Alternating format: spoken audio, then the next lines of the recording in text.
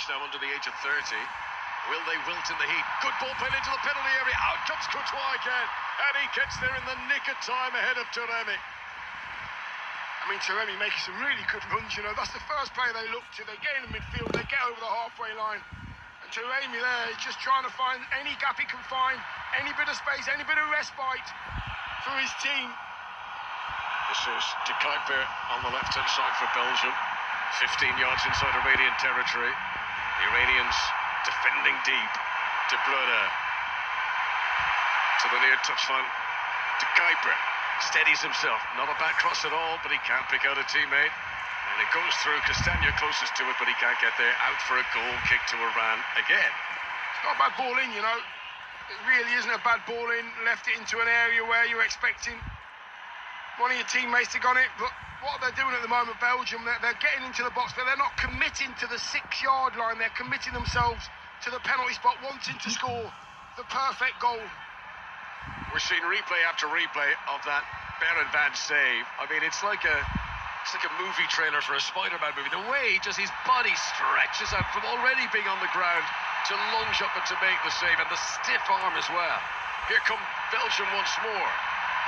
But chance up to the halfway line. This is Mohebi for Iran, trying to hold it up, so little support. He'll give it back to Haji Safi. Haji Safi's ball up over the top, one to canter after. Ngoy has got a head start. And then Ngoy's a little bit clumsy and the ball goes out for a corner. Iran get a corner. Now, they've barely been out of their half in this second period. How brave are Iran going to be here? How many are they going to send up for this corner kick at 0-0 in LA? Send them all up. Give yourself, come on, why not? You're in this game, you haven't had it in regards possession-wise, but if you've got a chance, get it into the box, get some white shirts in there. Iran are going to make a double substitution, but they're going to wait wisely until after this corner kick.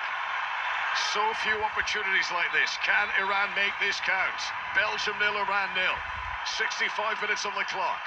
Corner far side of the pitch from us. The left-hand side as Iran come forward. Belgium with all 11 players back inside the penalty area to defend. Big Lukaku is monitoring the front post area. Here comes the delivery. In swing on it. Courtois stays on his goal line. Header is away off target from Khalil Jadeh. He was jumping, but he was impeded. Good defending actually from Trossard, who was jumping with him and made it difficult. And that goes off target, but a rare Iranian chance. Belgium 0, Iran 0 in Los Angeles on 5 Live. Yeah, it's... You know what? It's a really good game. It's 0-0, but it's a very good 0-0 at that.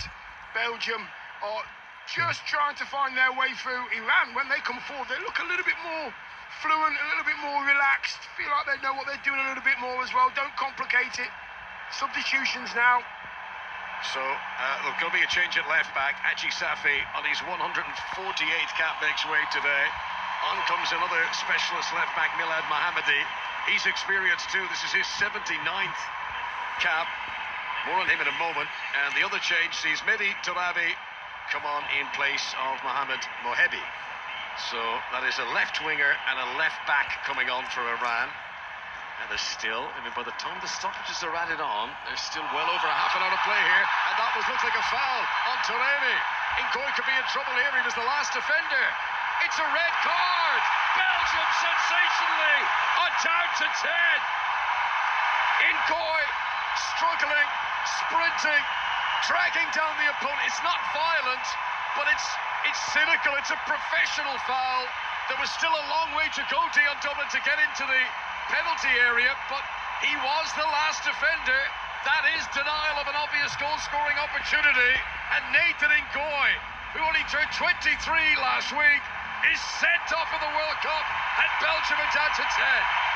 Wow, that's a really unfortunate red card, because Ngoy has the ball and Taremi is about 5-10 yards away from him. He's in his own half, 5 yards away from the centre circle, takes a touch, and then he wants to take another touch, but his standing foot kicks the ball away from the striking foot.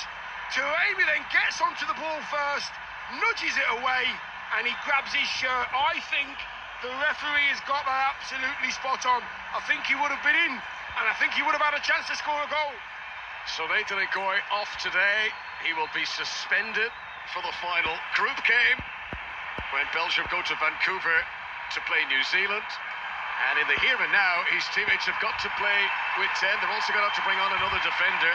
So Diatana is getting ready to come on. In the meantime, in the position of the foul, midway inside the Belgian half, it's going to be an Iranian free kick. Well, this changes things dramatically. Midway through the second half, 11 against 10 in Los Angeles. Iran don't do anything with a free kick there as Belgium hoist it away. But it mightn't be quite so one-sided now in terms of possession, Dion. That red card could prove to be a leveler here. Yeah, I'm guessing Lukaku now will have to drop into that midfield or closer to it.